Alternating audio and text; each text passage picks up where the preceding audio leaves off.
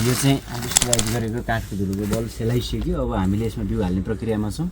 बिउ हाल्दाखेरि अब जसरी हाले पनि हुन्छ, हामी त एउटा मुख एक साइडमा मात्रै, अब एकतिर चाहिँ यो गजेट एलडी हो।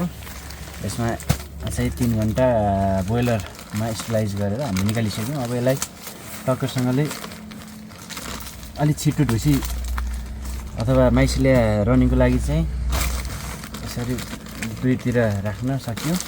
अनि यसो गऱ्यो, टक्करसँगले फेरि मिलाएर चाहिँ माथिबाट मुखबाट पनि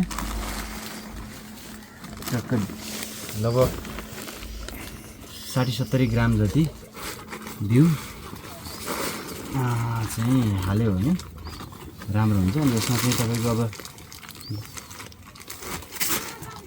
यो चाहिँ नर्मल यो रुवा छ, यो सिरक बनाउने रिसाइकलवाला रुवा, र टक्कसँगले चाहिँ फोल्ड गरेर अनि हामीले टक्क यसरी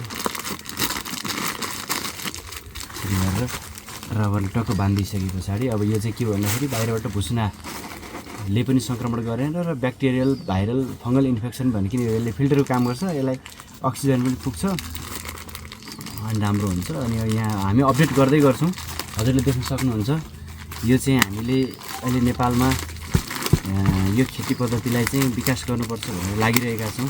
किन भन्दाखेरि अब धेरै रिस्क भयो, च्याउ खेती किसानहरूलाई पनि धेरै गाह्रो भयो। त्यो कारणले गर्दाखेरि चाहिँ अब कसरी हुन्छ रिस्क कम गर्ने र उत्पादन लागत घटाउने भन्ने प्रक्रियामा हामी छौँ। यहाँले देख्न सक्नुहुन्छ। अब यो चाहिँ सर यो ढुसी बढ्दै बढ्दै बढ्दै बढ्दै लगभग 70% चाहिँ कभर भइसके पछाडि यहाँबाट फल्न सुरु गर्छ। अनि यता फल्दैछ, यता बढ्दैछ, सेटिङ हुँदैछ। यसबाट हामीले 1 किलोभन्दा बढी च्याउ फलाउन सकिन्छ। यो 2 किलोको काठको धुलोको बल हो। हामी अपडेट गर्दै गर्छौँ। धन्यवाद।